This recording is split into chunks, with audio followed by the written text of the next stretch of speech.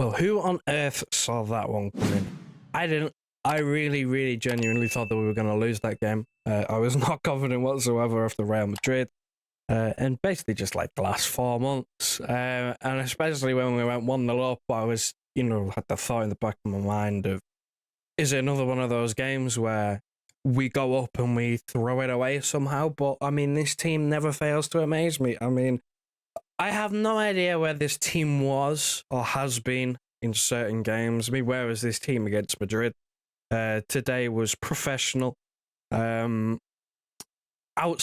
is maybe a bit generous, but I really think it was probably one of our better performances this season. I won't lie. I really do think it was one of our better performances this season.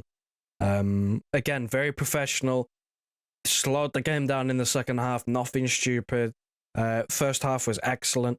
Did all we needed to do. Obviously the hat trick helps.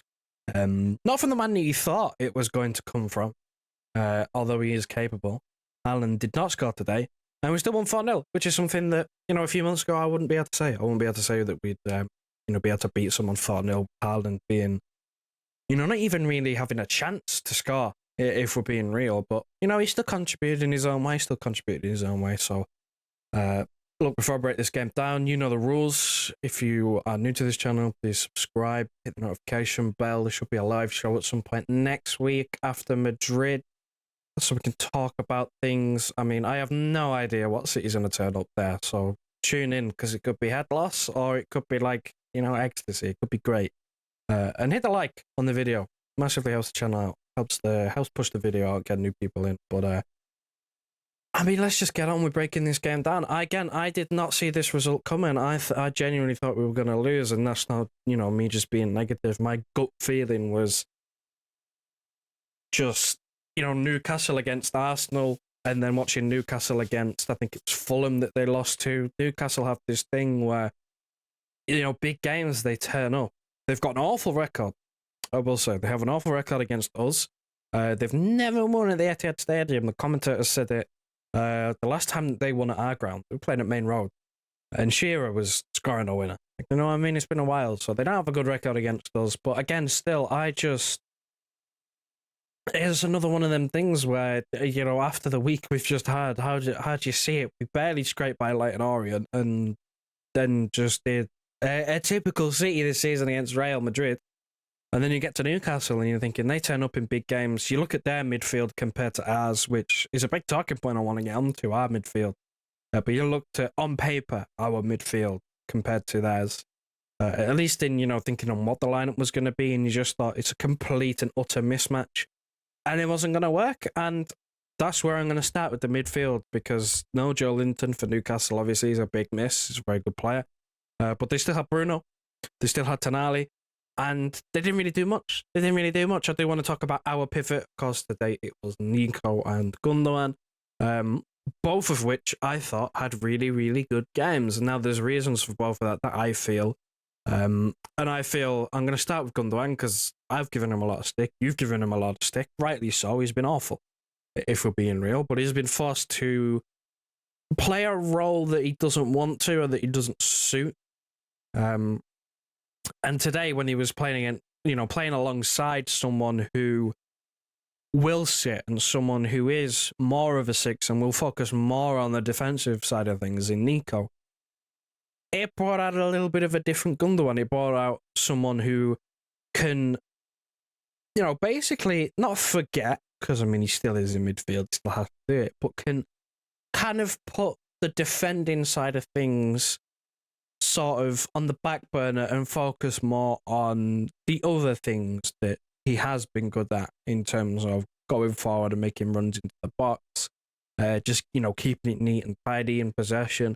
I feel like when he's been playing in midfield, it's been, next to Kovacic, or, basically as the holding midfielder, and there's too much defensive responsibility on a guy who's never really been good at it in the first place. That's not his position, but now, given his age, is just completely inept. He's not good enough to do that at all whatsoever. So you put someone alongside him who will do that in Nico, and then you bring out a Gundogan and Nico Gonzalez. My God, there was a point, I think it was around the 70th 75th minute, somewhere like that. Newcastle look to break, and he just steps in front of his man and wins the ball back. I've been waiting for someone to put a foot in and actually look like they can stop a player in the middle of the pitch for about like 6 months. I've been like screaming out for a midfield player, a deeper midfield player for like the last 18 months. I've been sick of saying it. But my word, what a performance. What a performance. He looks really, really, really good, and he's not afraid to look forward. He just keeps it, again, tidy in possession, but he's not afraid to try and break the lines and to try and free someone up and look forwards and look to our more creative players. When you look at someone like Kovacic playing that role instead, not only is he trying to do too much in terms of trying to dribble his way out of pressure sometimes, a lot of the times when he is on the ball and he's trying, he's passing, a lot of the times he's sideways and backwards, and it's not progressive. And it's frustrating to watch. Whereas Nico, he does all the things that Kovacic doesn't do. And then on the defensive side of the ball as well, he's got enough to be able to put himself in the right position. I don't think, I'm not going to say he's blessed with pace or anything like that, but his reading of the game is there. Clearly, you can see it. He can break up attacks. He did today multiple times. He can just be a presence in midfield, a presence that we've not had for 6 months. It's been a while. But we're here. And it just begs the question, why was he not playing in midweek? Why, he was fit enough to be on the bench. He was fit enough to start and play 90 minutes today. Why did he net no minutes against Real Madrid? Having, Gundogan and Kovacic and, those players playing and those players being subbed on instead of him, it just makes the decision even more baffling, really. And then another quick mention for another one of our new players before I get onto the main man, Kusanov. Again, really, really, really solid. The Kanji's out for at least a few weeks. Some people saying the season. We'll wait and see on that. But I would play him against Madrid. I'd play Kusanov against Madrid. I know it's, throwing him into the deep end. But I really would play Kusanov against Madrid. I think he is unbelievably quick and physical. And, combine them two together. And, as long as there's no bozo moments, which, of course, he's had his share of them, it's a really good combination. I think he could play right back. Pep's hinted at it in his, pre-match press conference. He said, depends what shape we have. But I think he can do it because he's quick enough to do it. And he's, good enough of a defender in terms of defending the wide areas because you need pace, and he has it. And then you combine that with, him being physical and not afraid to basically get stuck in and be aggressive. I think he can do it. I think he can do it. It's a baptism of fire potentially, but it's something that I think we should look at. Because again, another solid performance. Bar the mistake against Chelsea in the first, basically bar the first 5 minutes of his debut against Chelsea, he's been really, really good. He surprised me in terms of how good he's actually been. I thought it might, take a little bit as a young player, might be a few more mistakes. I know I'm tempting fate here, but really, really good. And then we get on to another new signing again, January, turning our season around. It's crazy that it's taken until January to make these signings. Should have happened in the summer, but, we arrived in the same place eventually. But Marmoush, my word, some of them finishes, my God. Again, I've been missing that all season, just having goals from someone else other than Haaland on a regular basis. Carlos gets his first one today, gets his first 3 today with the hat-trick. The first one, brilliant finish, chipped over the goalkeeper. A lot of times a player in that position, we've had it before where they would try and force it to Haaland, see the keeper's coming out, and maybe, he needs his square pass and, just across the box, and Haaland's got a tap in, basically an open goal. But, Marmoush decides to take the shot at himself and scores. We've got multiple other players that would immediately try and look for Haaland in that sort of a situation, try and force him the ball. So it's good that he took initiative and actually took the shot. The second one, great finish, unbelievable finish, near post. Went through someone's legs as well. But that's just a great finish. And then the hat-trick, he's got a hat-trick in 14 minutes. We're 3-0 up within half an hour. Again, I did not see that happening.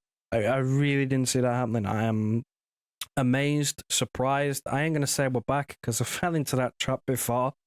And it ends up biting me in the ass because we never end up being back. We always end up doing a stupidness But my one hope going on from this, again, I can't really fault any of the players that played today. I don't really think there was anyone you could say played bad. Maybe a few quieter players, but I don't think anyone played bad. But this is, this should be majority of the team against Real Madrid. This is probably what we should do. Of course, you'd imagine Ruben Diaz would come in, whether it's for Rico Lewis or Cousinov. I don't know. I'm not tempted to leave out Rico Lewis, if I'm being honest, because, to give us the best chance of qualifying, I think we're out still. My opinion on that still hasn't changed, but in terms of going forward to access our next game, a clean sheet just gives us the best chance, which, again, we kept on today. Again, absolute shock, but, we're looking at having to keep a clean sheet at the Bernabeu to try and get through, and if Madrid score, it's looking rough. But this should be the team that we should probably be moving forward with for the majority of the season, if we're being honest. Maybe, not Gundogan in the middle because he can't play every game, but then again, you've got De Bruyne who also can't play every game.